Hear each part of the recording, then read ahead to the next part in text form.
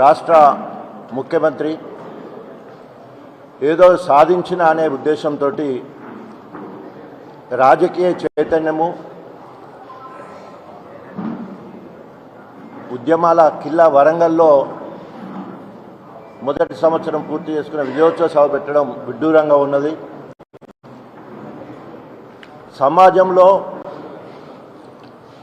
అన్ని వర్గాల కంటే జనాభా పరంగా ఎక్కువ ఉన్నది ఎస్సీ జనాభా. ఈ సంవత్సర కాలంలో ఎస్సీలకు రేవంత్ రెడ్డి ప్రభుత్వం చేసింది గుండు సున్నా. పూర్తిగా సామాజిక న్యాయం లేనేలేదు. ఎలక్షన్లో చెప్పిన మాటలు ఎలక్షన్లు అయిపోయిన తర్వాత మంత్రివర్గ విస్తరణలో సామాజిక న్యాయం లేదు. ఇద్దరు మాలలకు ఒక మరి మన దామోదర్ రాజనరసింహ మోచికి ఇవ్వడం జరిగింది.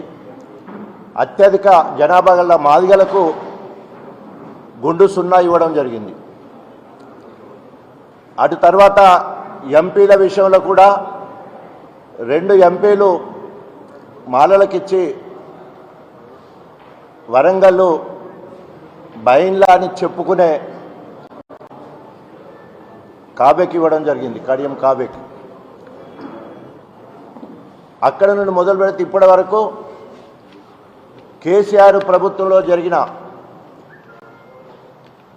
ఎస్సీ సంక్షేమం కోసం అనేక కార్యక్రమాలు తీసుకొని భారతదేశానికే ఆదర్శంగా 17 లక్షల కుటుంబాలకు ఉపయోగపడే విధంగా దళిత బంధు తీసుకొస్తే మొదటి సంవత్సరంలో 40,000 మందికి దిగ్విజయంగా కేసీఆర్ గారి ప్రభుత్వం ఇవ్వడం జరిగింది. రెండో విడత 2 లక్షల మందికి ఇచ్చే పూర్తి ఏర్పాట్లు చేసిన సందర్భంలో ఎలక్షన్లు రావడం,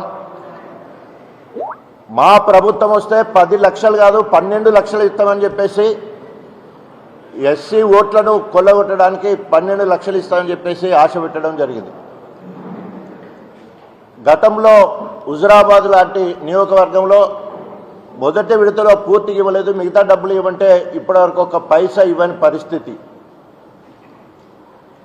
తర్వాత ఈ సంవత్సర కాలంలో దళిత బంధు అసలుకే లేదు. ఎస్సీ కార్పొరేషన్ నుంచి వెళ్ళి ఎస్సీలకు సంబంధించిన ఏ ఒక్కరికి 1 లక్ష రూపాయలు కూడా బయటికి రాలేదు. అదేవిధంగా అంబేద్కర్ ఓవర్సీస్ స్కాలర్షిప్ విదేశాల్లో చదివే పిల్లలకు ఎవరికి కూడా ఆ డబ్బులు పడడం లేదు. అంతేకాకుండా ఈరోజు అవ్యక్త వరంగల్ జిల్లాలోనే ఒక్క కుటుంబం నుంచి వెళ్ళి తండ్రి కూతురికి 2 బైన్ల కులమని చెప్పుకునే వాళ్లకు ఎందుకు బైన్ల కులమని చెప్పాల్సి వస్తుందంటే, తెలుగుదేశం ప్రభుత్వంలో ఉన్న 10 ఏళ్ళు నేను మాదిగా అని చెప్పుకున్నాడు కడియం శ్రీహరి గారు. బీఆర్ఎస్ పార్టీకి వచ్చినాక నేను బైన్లా అని చెప్పుకున్నాడు. అసలు చరిత్ర చూస్తే మోదుగుపల్లి నరసింహ కానీ, కృష్ణమాది కానీ, పర్వతగిరిలో చరిత్ర చూస్తే ఆయన బీసీ పద్మశాలి అని. మరి ఇప్పుడు ఎస్సీలో జనగణన జరుగుతూ ఉంది.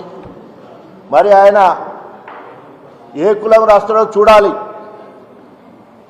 మన్మరాల పేరు దియా నజీర్ కడియం.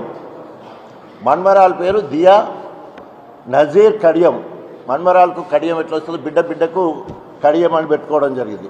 అంటే రాజకీయ వారసురాలను ఇప్పటి నుంచే కడియం వారసురాలుగా మన్మరాలను కూడా తయారు చేస్తూ ఉన్నాం.